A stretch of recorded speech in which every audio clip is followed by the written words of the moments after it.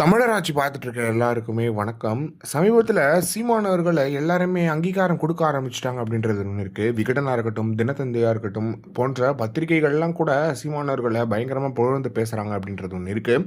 அதே மாதிரி சீமானவர்களை இப்போ எதிர்க்கிறதுக்கே யோசிக்க வேண்டியதாக இருக்குது. என்ன காரணம் அப்படின்னு பார்த்தீங்கன்னா, அவர் அரசியலில் எந்த இடத்துல இவங்க திட்ட முடியுன்றதே கேள்வியாக இருக்குது இல்லையா? அதை சீமானவர்கள் ரொம்ப சரியாக அரசியல் பண்ணுறாரு அப்படின்றது நமக்கு கிளியராக தெரியுது. அதில் சீமானவர்களை நிறைய இடத்துல எதிர்த்த பாரஞ்சித் அவர்கள் இன்னைக்கு சீமான் அவர்களுக்கு ஆதரவா பேசியிருக்காரு அப்படின்றது தான் செய்தியா இருக்கு. அது என்ன அப்படின்னு பாத்தீங்கன்னா, சமீபத்தில் நடந்த ஒரு விருது விழாவில் ரஞ்சித் அவர்கள் கிட்ட கேட்கப்பட்ட கேள்வி சீமான் அவர்களை பத்தி கேட்கப்பட்டிருந்தது. அதுக்கு அவர் சொல்லும்போது, தமிழ்நாட்டில் எல்லா கட்சிகளும் சாதியை பார்த்துதான் சாதி பெரும்பான்மை உள்ள இடங்களில் சீட் வழங்கி தேர்தலில் நிப்பாட்டுகிறார்கள். ஆனால் அதற்கெல்லாம் தனியா அது இல்லாம ஒருத்தர் பண்றாருன்னா அது சீமானவர்கள் தான். சீமானவர்கள் அதை பண்ணவே மாட்டாரு, சாதி பார்த்து தேர்தலில் இடம் கொடுக்க மாட்டேங்கிறாரு அப்படின்றது மிகப்பெரிய விஷயமா இருக்கு அப்படின்றது பாரஞ்சித் அவர்கள் சொல்லியிருக்காங்க அப்படின்றது ஒன்று இருக்கு.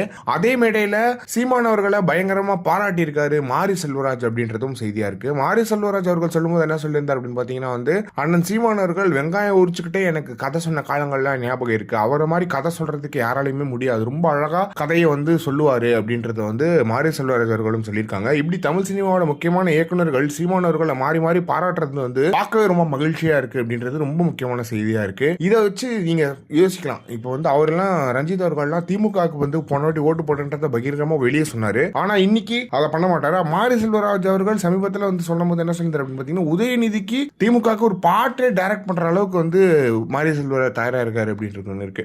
இதெல்லாம் பார்க்கும்போது சீமான் அவர்களை எதிரிகளும் பாராட்டுறாங்க அப்படின்றது ரொம்ப மகிழ்ச்சியான விஷயமா இருக்கு. இதை பத்தி நீங்க என்ன நினைக்கிறீங்க அப்படின்றத மறக்காம கமெண்ட் பாக்ஸ்ல சொல்லுங்க.